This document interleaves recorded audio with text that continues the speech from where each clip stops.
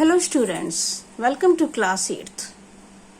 We are going to continue our chapter Tsunami. Suppose you are at a beach, suddenly you hear a tsunami warning on the radio. What will you do? आप बीच पर हैं और उसी वक्त आपको warning मिलती है radio पर कि यहाँ पर सुनामी आने वाली है. आप क्या करेंगे? Put A tick mark against the sentences you think will help you escape tsunami. आपको टिक मार्क करना है उन सेंटेंसेस को जो आपको हेल्प करेंगे सुनामी से बचने में. Cross the ones that are not relevant. जो सेंटेंसेस आपको लगते हैं कि रेलिवेंट नहीं है, हमें ऐसा नहीं करना चाहिए, उनको आप क्रॉस करेंगे. Run away from the beach. समुद्र के किनारे को छोड़कर, बीच को छोड़कर वहां से भागना है. तो ये राइट है, ऐसा ही करना होगा. Stay on the beach to watch the waves. This is wrong. ऐसा बिल्कुल नहीं करना, ये बहुत ही डेंजरस होगा. Climb to the roof of a tall building. किसी ऊंची बिल्डिंग की बिल्कुल टॉप पर हमें चढ़ना है अपने आप को बचाने के लिए, क्योंकि समुद्र की लहरें बहुत ऊंची ऊंची आती हैं और पानी एकदम बहुत तेजी से आता है जो घरों में, बिल्डिंगों में सीधा आता है. इसलिए हमें बिल्कुल टॉप पर जाने की कोशिश करनी चाहिए. Warn other people. अच्छा, आपको तो वार्निंग मिल गई, आपने सुन लिया और आपने वहां से भागने का भी सोच लिया. लेकिन और लोग जो वहां पर हैं और जिनको किसी वजह से वार्निंग नहीं मिल पाई, उनका क्या?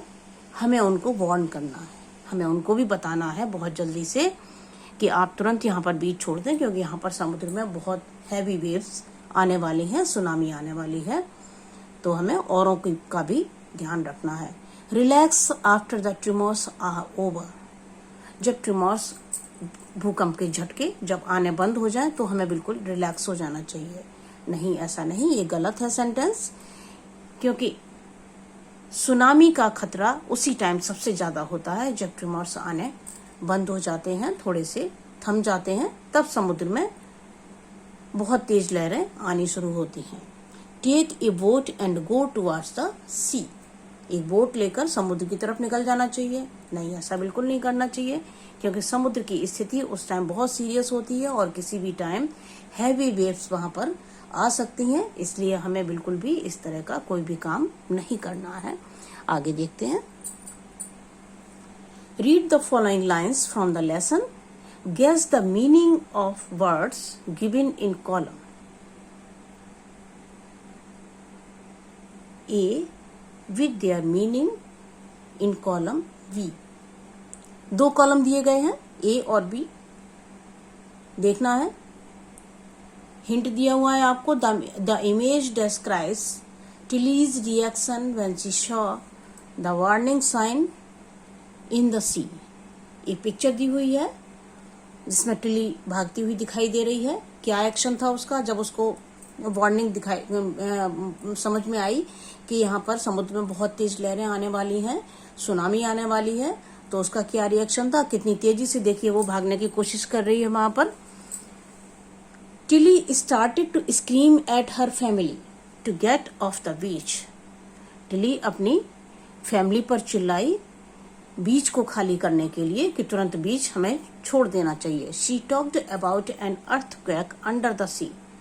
वो समुद्र के नीचे किसी अर्थक्वेक की बात कर रही थी.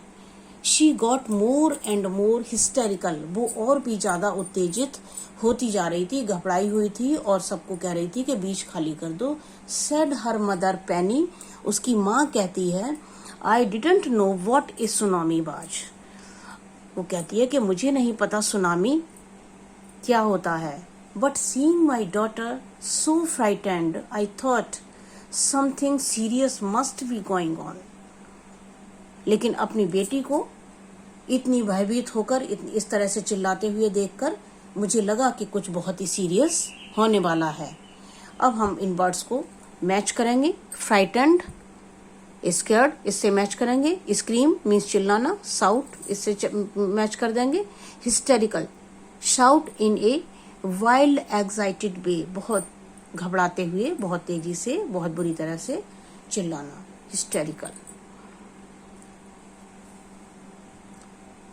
A video that Tilly watched in her geography class helped her save many lives. Tilly ने एक वीडियो देखा था अपनी ज्योग्राफी की क्लास में, उसकी टीचर ने दिखाया था, जिससे उसको बहुत हेल्प मिली लोगों की जान बचाने में, अपनी फैमिली को बचाने में और लोगों की जान भी बचाने में। She wrote a letter to thank her geography teacher. Complete her letter using the words in italics.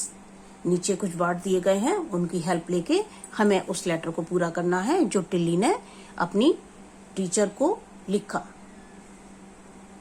देखते हैं, ऊपर एड्रेस दिया हुआ है, XYZ स्ट्रीट, कोई भी एड्रेस, फुकेट थाईलैंड, वहां पर थी टिल्ली उस टाइम जब वहां पर tsunami I.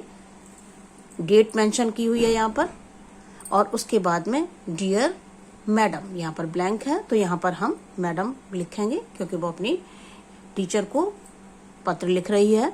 I am writing this letter to thank you, ये हम नीचे से लेंगे यहाँ से, ये देखिए थैंक यू हमने ले लिया। To thank you, your valuable lesson helped me save, save यहाँ से वर्ड हमने लिया, सेव मैनी लाइव्स, आपका लेसन हमें कई जिंदगी बचाने में, उससे हमें हेल्प मिली। I have come to Thailand, मैं यहाँ पर थाईलैंड में आई हुई थी अपनी फैमिली के साथ में, टू सेलिब्रेट क्रिसमस, क्रिसमस को सेलिब्रेट करने के लिए। व्हेन द सुनामी स्ट्रक, जब tsunami I, me and my family were at the beach, मैं और मेरी फैमिली बीच पर थे। I noticed the warning sign in the sea. I started screaming and told everyone to run away from the beach. We rushed to the third floor of the hotel and were saved. हम लोग hotel के third floor की तरफ भागे और हम लोग बच गए। I am waiting to meet you and thank you in person. मैं आपसे मिलना चाह रही हूँ, मैं आपसे मिलने का इंतजार कर रही हूँ। Yours sincerely, Tilly Smith. इस तरह से टिली ने अपना लेटर लिखा और अपनी मैडम को थैंक यू बोला। कोविड एप्रोप्रिएट बिहेवियर मैसेज है, यहाँ पर हम सबको आजकल बहुत ध्यान रखना है, अपना भी और दूसरों का भी। Keep maintaining physical distance of 6 feet और 2 yards, 2 गज की दूरी हमें आपस में मेंटेन रखनी है। उसके साथ में हमें मास्क भी लगाना है, ध्यान रखना है अपनी सेहत का, अपने परिवार की सेहत का और अपने फ्रेंड्स की सेहत का। Thank you so much, have a nice day.